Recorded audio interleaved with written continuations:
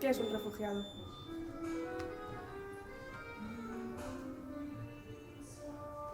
En el sentido propio de la palabra, es una persona que huye de la muerte. La definición que tenemos institucionalmente es la de la Convención de 1951-52, seres humanos que huyen de los países, de sus países, porque temen por su integridad de vida y la obligación por parte de la comunidad internacional de recibirlos. Ahora hay toda una discusión sobre las nuevas categorías de refugiados. Por ejemplo, los refugiados medioambientales, que son una categoría de gente que huye porque no puede vivir, está amenazada de muerte. No hay un Estado que les amenaza ni que les persigue, pero sí que si quedan ahí pueden morir de hambre, por ejemplo, porque no hay agua, por malnutrición, etcétera, etcétera. Debemos considerarlos como refugiados. Hay un debate en la comunidad internacional. La ONU ha aceptado el principio que sean refugiados, pero los estados, ningún estado todavía no lo ha aceptado. Los estados les consideran como inmigrantes ilegales. La Unión Europea no tiene política migratoria. Tiene medidas de contención de la inmigración, lo que es totalmente diferente. Los estados tienen políticas migratorias, estados-naciones. La Unión Europea no es una nación, es un conjunto de naciones. Ahora, a partir de la puesta en marcha de los acuerdos de Dublín y de Schengen, en los años 90, los estados se pusieron de acuerdo por tener fronteras comunes, porque hay un espacio económico común, por tener fronteras comunes, se han puesto de acuerdo para poner algunos criterios para definir quiénes refugiados, quiénes inmigrantes, y la idea de que cuando un inmigrante entra incluso clandestinamente en un país, por ejemplo en España, entrando en España, puede a partir de ese momento ir en otros países, digamos, y atravesar las fronteras. Y ahora los países europeos dicen que no. Si entran en España, se quedan en España. Es decir, que están negando el principio de la libre circulación entre los estados.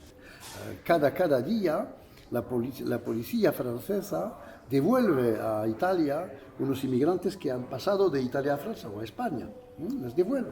Y los italianos les aceptan, pero les dejan pasar otra vez. Es un juego permanente, es un proceso de renacionalización de la política migratoria europea. Para mí es muy peligroso, evidentemente, me parece muy peligroso.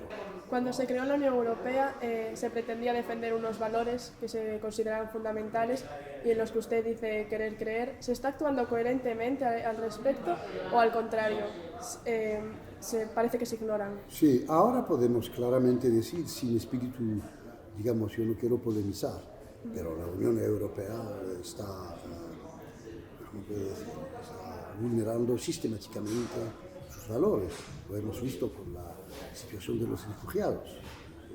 Lo que se ha hecho con los refugiados, hoy mismo en algunos periódicos, la situación de los refugiados en España, en los campos, la situación vergonzosa, inaceptable desde el punto de vista de los meros derechos humanos elementales, es inaceptable. Se está gestionando de una manera muy inhumana y entonces las personas dejan de ser personas, pasan a ser números y pasan a ser políticas de cambio o de intercambio entre países, en los que lo que menos importa al final son las personas. Yo digo que evidentemente con 510 millones, 506 millones de habitantes, por supuesto que tenemos capacidades para acoger.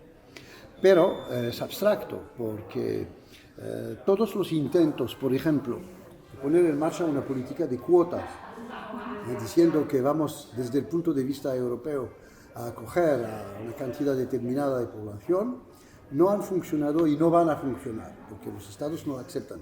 Los grandes estados no lo aceptan. Alemania no lo acepta, Francia tampoco. Y ni hablar de Gran Bretaña, evidentemente, que ellos han rechazado todo. Italia tampoco la acepta ahora. Con lo cual es una ilusión, es un deseo piadoso, nada más.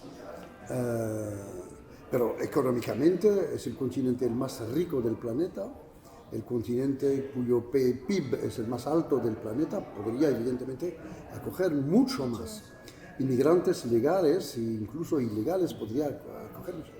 Pero es prácticamente imposible ahora decidir. Un país como España ha necesitado mucha inmigración en los años 80, 90, con el boom inmobiliario, etcétera, de construcciones y la agricultura han permitido la llegada de centenares de millones de personas y ahora lo que quieren es parar con todo eso porque hay una crisis económica. Estas políticas puede ser que contribuyan a proliferar las mafias de trata de personas. Evidentemente, cuando los estados no hacen su trabajo, son las mafias que aprovechan de eso. Son ahora las mafias que organizan la inmigración exterior, eso está claro. 1.000 euros. 1.000 euros estaba en 2016. Nosotros cruzamos en 1.000 euros.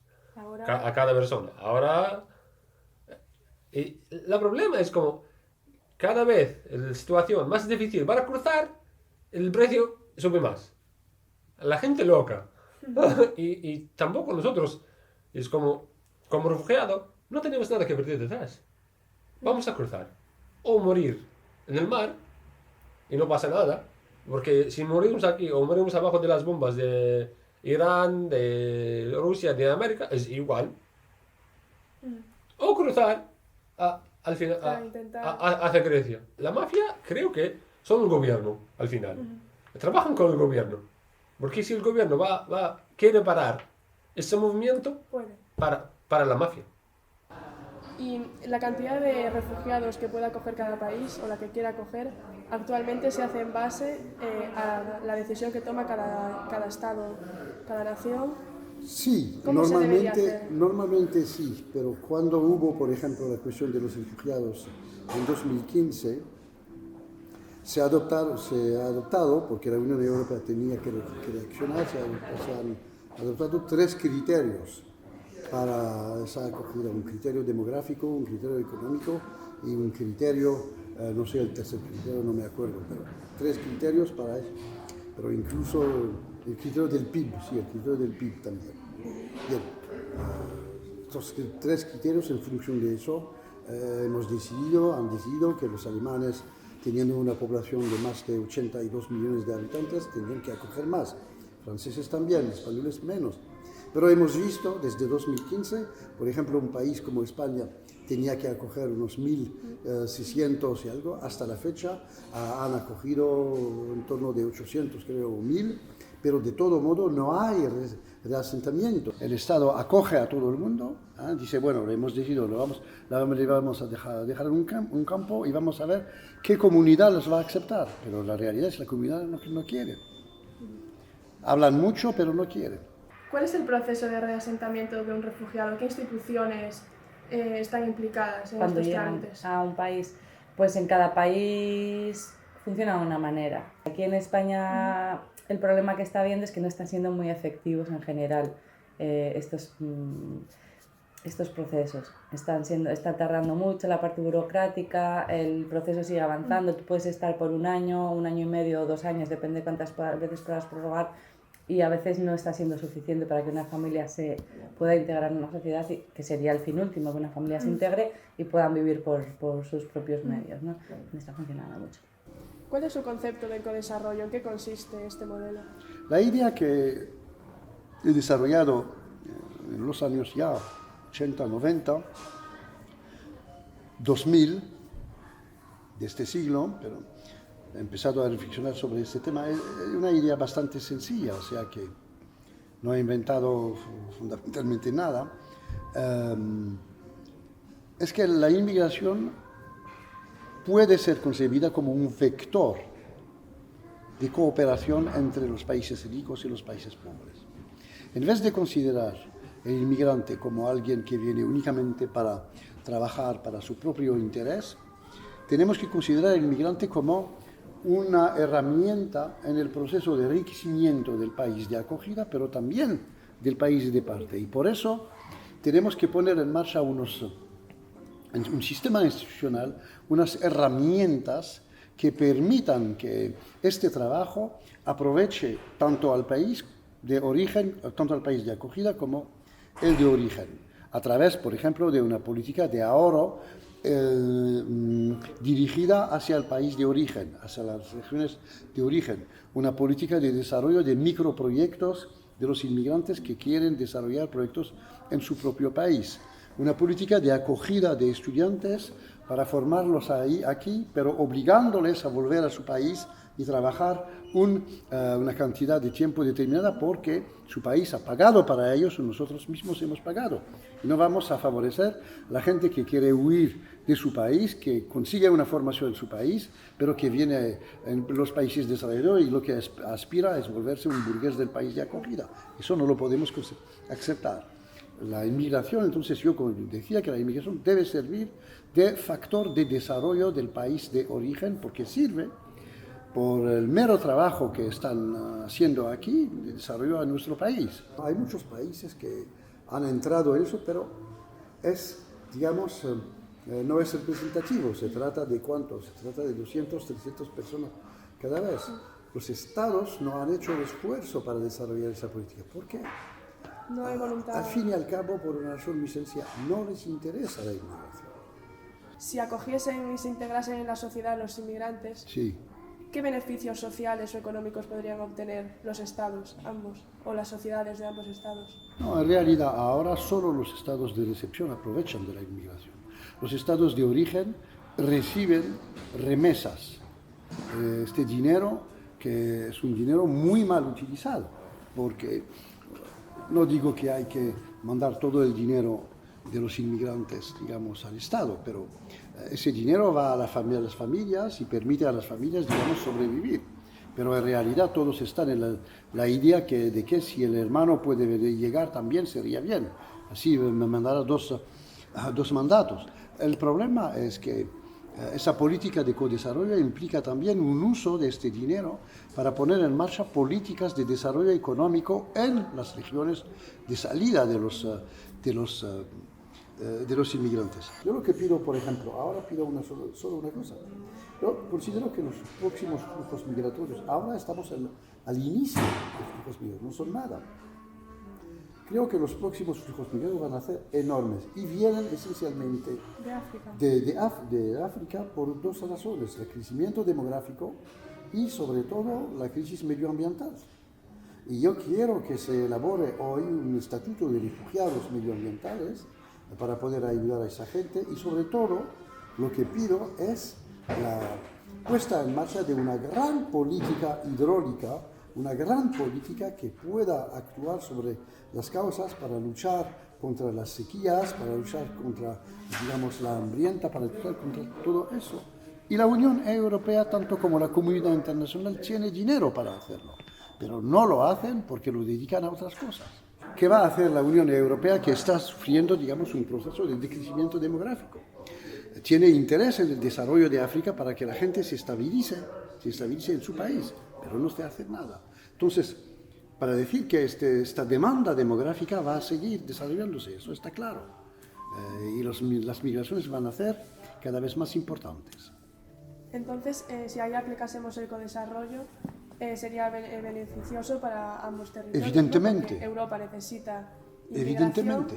Europa ahora, yo lo puedo formular de manera mucho más provocadora, diría que Europa necesita un continente africano desarrollado. No solo porque la gente se quedaría en su país, sino también porque es un mercado enorme para la Unión Europea. Un mercado de millones y millones de personas para vender las mercancías, para las tecnologías modernas, etc. Crear un mundo, digamos, de intercambio. Pero no lo podemos poner en marcha porque es muy interesante saber por qué. Y ahí salimos de la inmigración, salimos de África para entrar en el verdadero problema, la política europea para los propios europeos. Es el verdadero problema, porque aquí estamos en una situación en la que la política económica depende, digamos, del mercado. Y el mercado, él no tiene planos a largo plazo. El mercado, él lo que le interesa es la rentabilidad inmediata. ¿ah? Los fondos de pensiones que constituyen hoy en día una herramienta fundamental de la economía europea, los fondos de pensiones lo que quieren es la privatización de los servicios públicos europeos, españoles, franceses, y transformar estos servicios públicos financiados por el Estado, por nuestros impuestos, transformarlos en servicios públicos, servicios privados que nosotros paguemos con un retorno sobre inversión de 25-30%, lo que es increíble. Dicen nosotros que queremos que cada año lo que hemos invertido nos devuelve 25% más, pero eso es impensable y es lo que está existiendo. Todos los sectores que han sido privatizados estos últimos 10 años por causa de la Unión Europea, por causa de la Comisión de Bruselas, por causa del Pacto de Estabilidad de la Unión de Bruselas, tienen, digamos, la misma orientación, con lo cual el problema es un problema de los propios europeos. Tienen que luchar para cambiar este sistema, esta política. Pero bueno, ¿qué Estado lo puede hacer? No lo puede. Si España levanta la voz y dicen tú, cállate porque cada año te damos dinero. ¿Eh? Ya. Vosotros que pertenecéis a la ONG AIRE y como bastantes otras hacéis labores de sensibilización en los países de acogida, ¿percibís que la sociedad está más concienciada o sigue habiendo un sector muy amplio que ve al refugiado como un enemigo? Sí, sigue habiendo un sector muy amplio que sigue viendo al refugiado como una persona enemiga. Y además, no solo en España, sino en el resto de Europa está habiendo un repunte de las políticas neofascistas, por así decirlo, o ultraderechistas, ¿no? Y esto está afectando bastante al discurso de la población en general. Hay movimientos que utilizan los chivos expiatorios para trabajar, para, digamos, conseguir votos y utilizan los prejuicios de la gente. Los prejuicios construidos, un discurso absolutamente falso, demagógico. El discurso, por ejemplo, de Vox aquí es un discurso igual que el de Le Pen en Francia o de Salvini en Italia, un discurso totalmente al 100% mentiroso, falso, demagógico, violento, pero tiene éxito, porque la gente está en crisis. Es mucho más fácil decir si yo no tengo trabajo es porque hay subsaharianos ahí que trabajan en la calle. Cuando sabemos que las cosas son mucho más complejas ahí, porque él nunca hará este trabajo en la calle. Vosotros no queréis trabajar.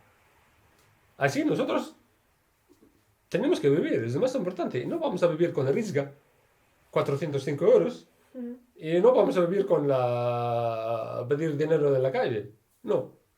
Tenemos que vivir y tenemos que trabajar. Pero es como un chico de Barcelona, estaba haciendo un negocio que se llama Top Manta, diciendo, ¿podéis ver un blanco está trabajando en la fruta en Andalucía?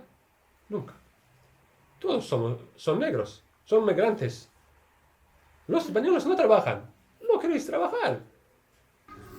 Y los partidos utilizan eso para conseguir poder y para conseguir dinero, porque el poder es dinero también. Financiación. Es un sistema, digamos, que produce tiene su propia lógica.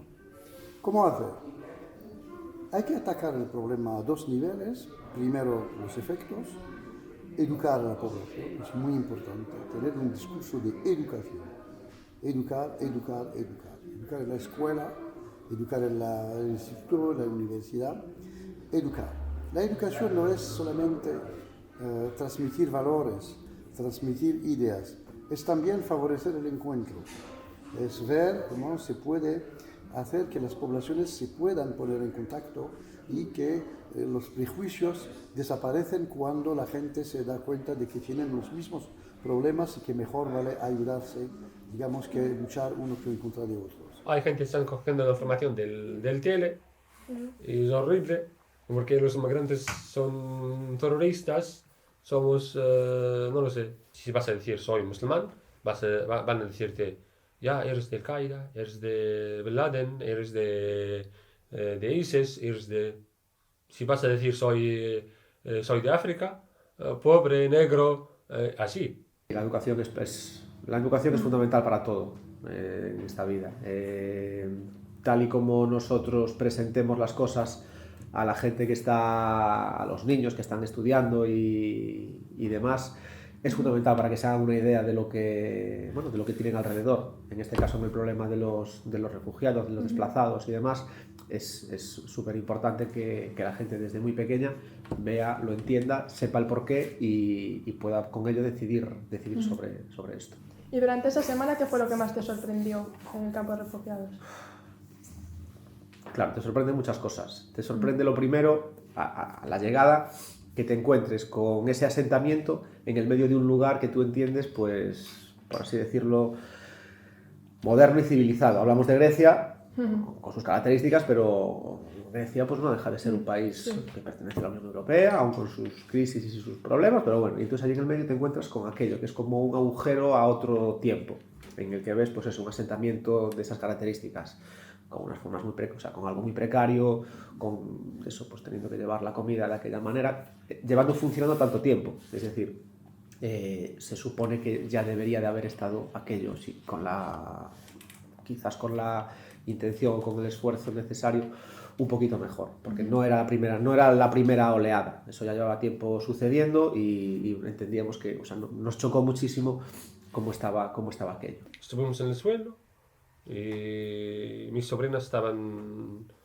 como tienen problemas en salud y lloviendo todo el rato, como ahora mismo aquí en Galicia, una semana sin parar.